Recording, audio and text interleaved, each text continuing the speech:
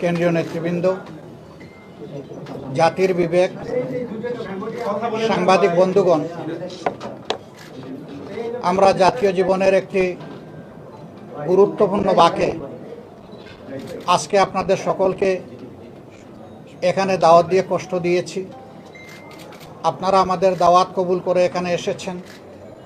এই জন্যে আমি আমার প্রিয় সংগঠন বাংলাদেশ জামাত ইসলামীর পক্ষ থেকে আপনাদের প্রতি গভীর কৃতজ্ঞতা জ্ঞাপন করছি।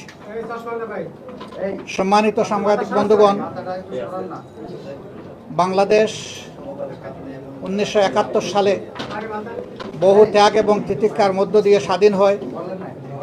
লাখো মানুষের জীবনের বিনিময়ে, অসংখ্য মা বোনের ত্যাগের বিনিময়ে পাওয়া আমাদের গর্বের এই স্বাধীনতা, তার যে সুফল এই জাতির ভোগ করার কথা ছিল, দুর্ভাগ্যজনকভাবে এক এক করে আমাদের সামনে থেকে 53টি বৎসর চলে গেলেও জাতি সত্যিকার অর্থে স্বাধীনতার সেই সুফল ভোগ করতে পারেনি। বারবার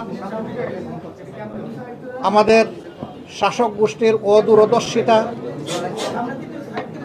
সংকীর্ণ দলীয় স্বার্থপরতা, গোষ্ঠী স্বার্থ এবং জাতিকে বিভাজন করে কখনো কখনো স্বৈরশাসন পরিচালনার কুফল কম বেশি জাতি ভোগ করে আসছে।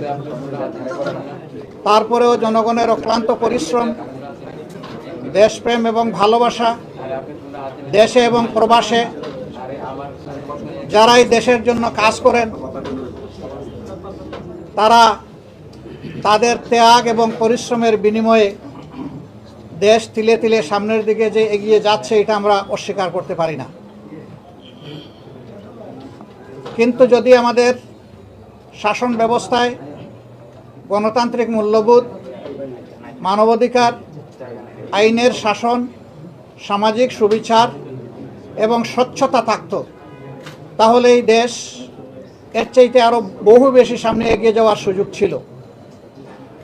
জাপান দ্বিতীয় বিশ্বযুদ্ধে বিধ্বস্ত হওয়ার পরে মাত্র 3.5 বছরের মাথায় তারা ঘুরে দাঁড়াতে পেরেছিল এবং এখন বিশ্বে আমরা একথা বলবো না যে তাদের মধ্যে কেউ বা এক ভুলের ঊর্ধ্বে ছিলেন। ভুল মানুষ, আমাদের ভুল হবে, এটাই স্বাভাবিক। তবে ভুল এবং ক্রাইম দুইটা সম্পূর্ণ ভিন্ন জিনিস।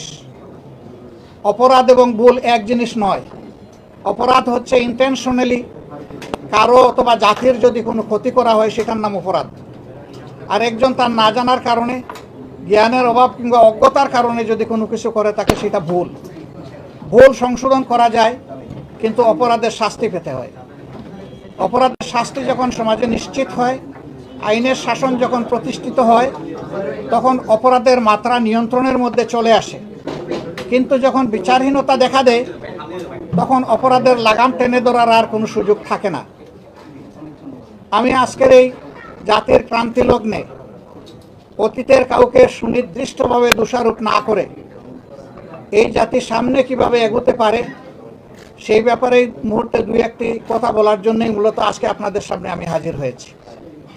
সাংবাদিক বন্ধুগণ, আমরা লক্ষ্য করেছি জুলাই মাসের প্রথম সপ্তাহ থেকে আমাদের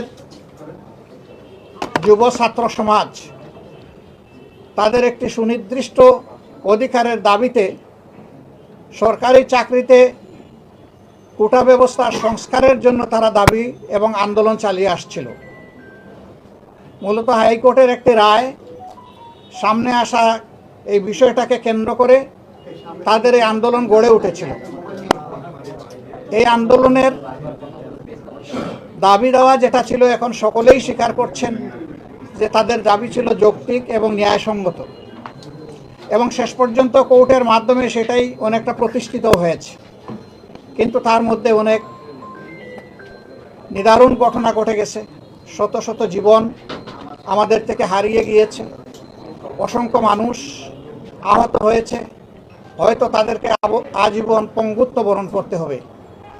হারিয়ে যাওয়া মানুষগুলোকে তাদের আপনজন প্রিয়জনের কাছে ফিরিয়ে দেওয়ার শক্তি আমাদের কারণেই।